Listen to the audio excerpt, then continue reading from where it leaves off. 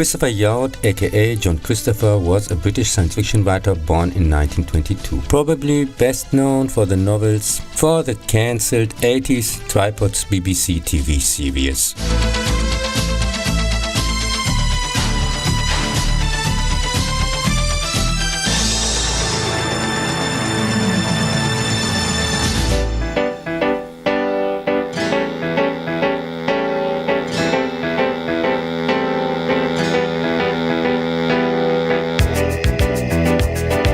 In 1970, Colonel Wilde's UK-US science fiction drama No Blades of Grass came out, based on John Christopher's excellent The Death of Grass from 1956. In the novel, a new virus strain from China infects the rice crop and causes massive famine worldwide. After the introduction of a new pesticide, the virus mutates and now infects the staple crops of Europe, while Australia and America seal themselves off. The end-time scenario classic is set in London and follows the struggles and escape of an engineer who tries to reach his brother's safe potato farm with his family and friends, while anarchy reigns in the streets and the government reduces the population with curfews, martial law and hydrogen bombs in major cities. So quite similar in human measures for their own power preservation as with our governments, which in the book are held responsible for their actions and get punished. Obviously the science fiction fantasy element here. The story from the 50s has many parallels to current events in 2020.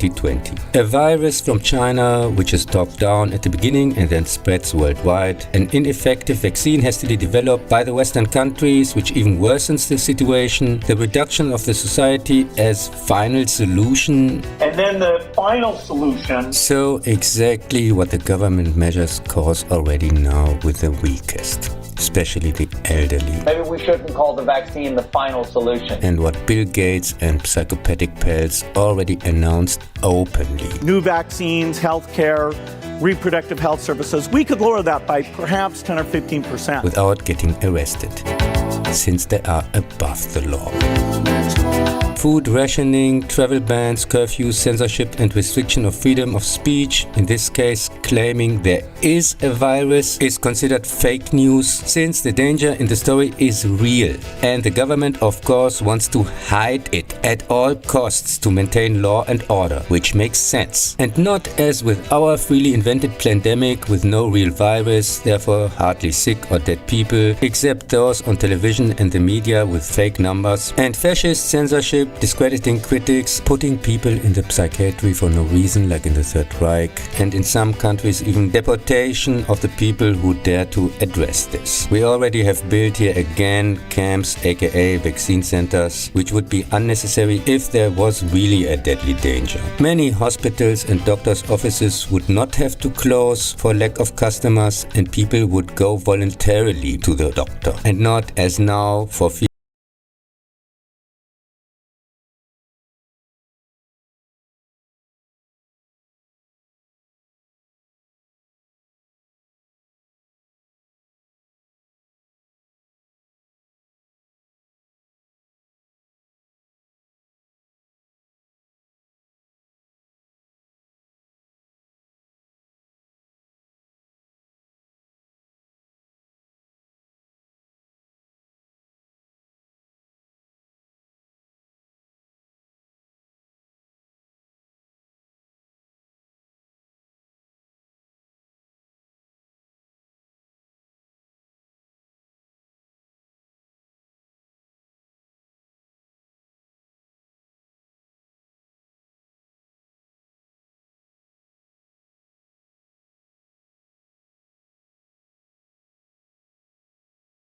In UK science fiction series The Tripods conquered TV for 2 seasons. It is based on the first 2 books of John Christopher's The Tripods trilogy of the same name from 1967-68. All 3 books also appeared as a comic serial in the US youth magazine Boys Life between 1981 and 1986. Part 1, The White Mountains, is called here in Germany The Three-Legged Monsters on Earth Course.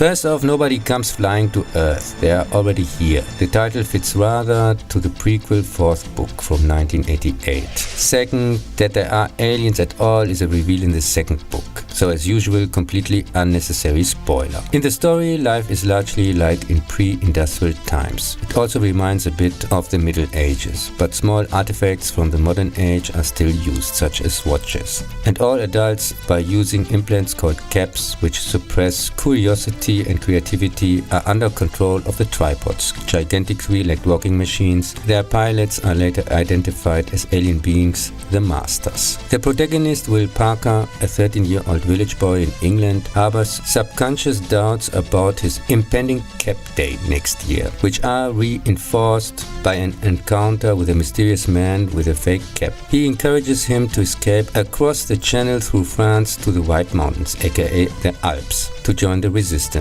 Will is accompanied by his cousin Henry and later by a French teenager named Jean-Paul, nicknamed Beanpole. In the story, the friends split up shortly before the end because Will is considering staying thanks to a girl at a castle. She later willingly joins the tripods since she has a cape. Will, while trying to catch up with his friends after being captured and letting go for no reason, unwittingly gets a tracking device implanted. Henry and Beanpole remove the device, are attacked by a nearby tripod, which they are able to destroy with hand grenades kept from the destroyed Paris, and the three join the resistance. The TV series has some, at the time even for the novelist, incomprehensible additions, but the cast is mostly passable. The Beanpole actor delivers by far the best performance. The character of Will, on the other hand, is completely miscast, and the stretched script combined with a sleeper performance makes him seem like a selfish, complaining, constantly sick, whiny baby who is only there to stop the others and bring the plot to a halt. The story from the book goes on for just 3 or 4 episodes. The rest is completely made up, which is devastating for the pacing. A reason why many critics complain the story is slow and boring, like the annoying Black Guard aka Tripod Gestapo. The insertion of more characters, unnecessary relationship nonsense and annoying storylines that lead nowhere to never be mentioned again. And the repetition of the royal castle adventure, told in reverse this time, bourgeois style, with the women's vineyard, where now Beanpole and Henry are allowed to fall in love and have to be persuaded by Will to move on.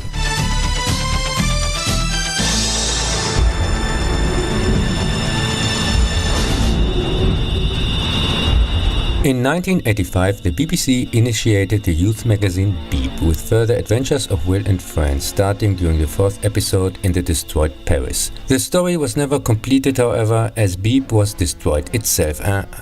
Cancelled after 20 issues. Part 2, The City of Gold and Lead, an allusion to the golden color of the Master cities and the leaden weight of the increased gravity, is called here in Germany The Secret of the Three-Legged Monsters, clearly from someone with a working cape on his empty head. Will wins as a boxer together with a German boy, Fritz, as a runner, the competitions, and they infiltrate a tripod city on behalf of the resistance, where they collect informations pretending to be slaves. Inside the city, the boys discover the operators of the tripods, whom they refer to as masters. Male humans are enslaved in the cities, while beautiful women, as well as plants and living creatures, are killed and kept for the masters to admire or to use as toys. The slaves have to use breathing masks to survive in the alien atmosphere, but are quickly exhausted by the higher artificial gravity, have an extremely short lifespan of only about 2 years, resulting in a ritual suicide, and therefore must be replaced regularly. Will unveils a plan to replace the Earth's atmosphere with the toxic air of the Masters. He kills him, escapes with Fritz, and returns with outside waiting Beanpole to the White Mountains. In the TV series, as usual, there are a lot of completely unnecessary additions. The annoying Black Guards are back since they didn't suck enough in the last season, this time even as a faction who have some kind of say, since this makes total sense, especially with enslaved people without free will. The Cognosks, spiritual life forms far superior to the Masters themselves, aka omniscient smartasses and deus ex machina for the plot,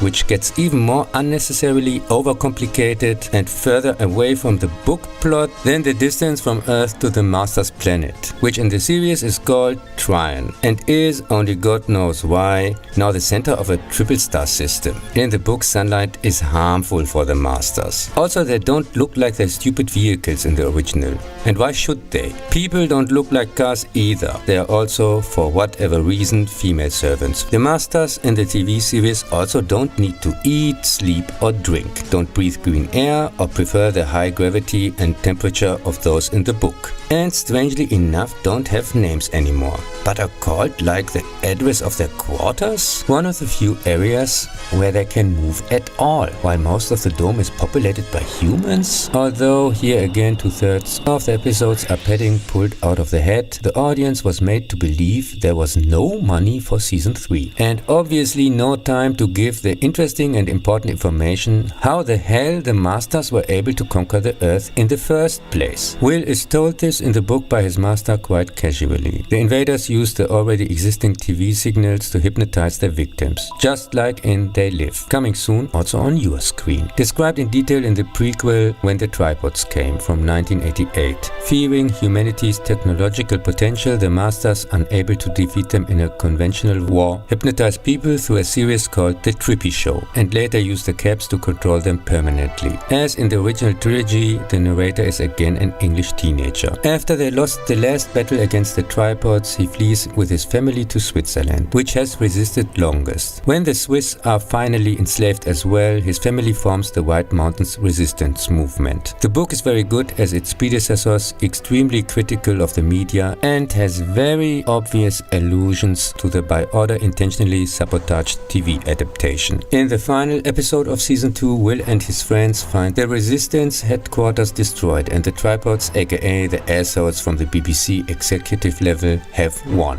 We have very similar unqualified, overpaid from compulsory fees financed stupid fucks at our propaganda state broadcast here in Germany. And like in England, people get sick of these government-funded criminals and, like me, stop paying the TV license fee. The DVD box set includes the soundtrack of the 3rd season and a booklet with an interesting summary of the planned but never realized episodes, which is sweet, but I really don't care. They had their chance and wasted at least half of the series with padding nobody asked for. In what I consider the only real sequel, Part 3, The Pool of Fire, here in Germany, The Downfall of the Three-Legged Monsters, whatever. Will and Fritz travel around the world to organize the resistance against the tripods. Through a captured master, they discover that alcohol, precisely German schnapps, has a strong soporific effect on them, and use this knowledge introducing alcohol into their water systems. However, the attack on the last city in Central America fails, but they can succeed by using hot air balloons and newly developed bombs. A few years later, the atmospheric spaceship destroys the remains of their cities, disappears and is never seen again. The saga ends with the aliens falling apart, nationalistic hostilities, and each country goes its own way. When I watched the cancelled TV series back then as a kid,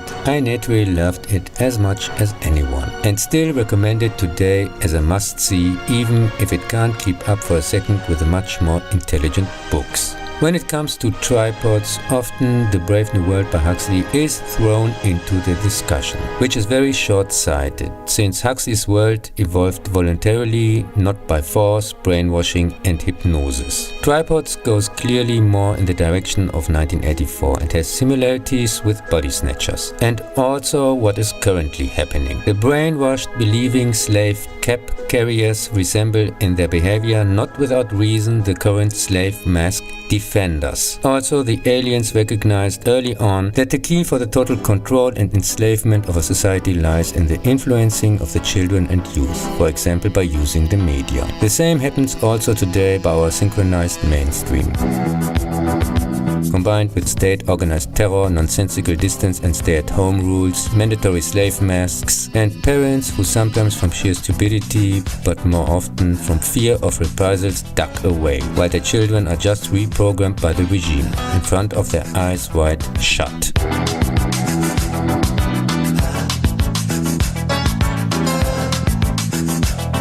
In 1986, the 6-part dystopian German TV series, each 55 minutes, The Guardians, based on John Christopher's same-named novel from 1970. Set in the year 2052, sleep at night too much. You want me 7 days a week to treat you right. I'm far too weak, too much. The series uses a new time system and takes place in the year 84. It depicts an authoritarian England on the surface divided in two distinct societies, separated by an artificial barrier, a closely guarded fence. Crowded neighborhoods and technology everywhere make up the Cub, while mansions and rolling landscapes, typical of the 19th century England, make up the counties. The titular Guardians are basically a secret third faction that makes decisions in the background, comparable in our society to the deep state. The series is more or less quite faithful to the original, but has some changes and additions that, similar to the changes in V as in Vendetta, lead to the plot having a disturbing amount of overlap with current events. In contrast to the more subtle novel, it shows the Cub part of society directly as a totalitarian surveillance state with cameras everywhere, surveillance headquarters, political assassinations, and so on. The artificially propagated phobia. The way you waste my juice, there's no excuse and no amuse. Too much.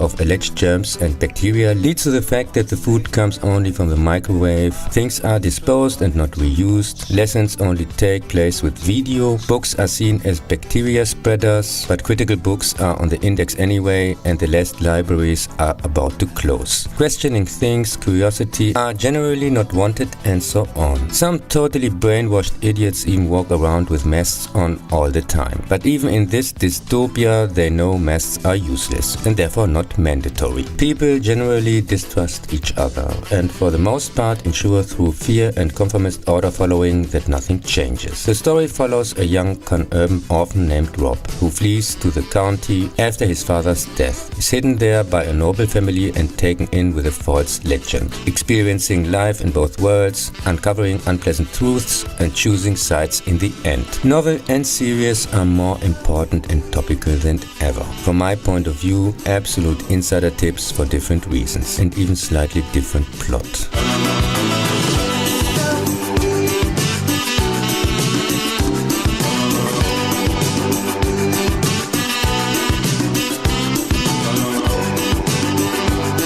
In 1987, the very recommendable German science fiction movie Empty World filled the small screens, based on John Christopher's same-named novel from 1977, in which a teenager is one of the few survivors of an illness that rapidly ages almost all of humanity to the point of death. More on this in the thematically similar upcoming The Quiet Earth special.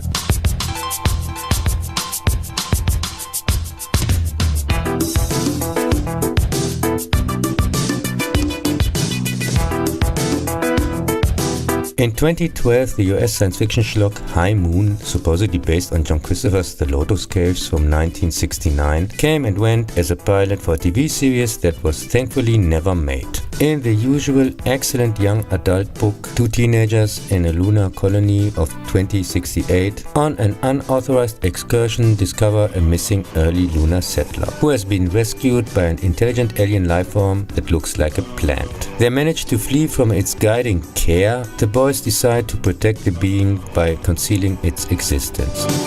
The novel is about free will, independence, and the conflict between benevolent authority and individual conscience. In the Sci-Fi Channel crap, which has the balls to call itself an adaptation, the moon is divided into 5 zones, obviously referring to the nuclear powers, at least the official ones you can look up in the newspaper, which are after some MacGuffins whatsoever. The moonflower also appears.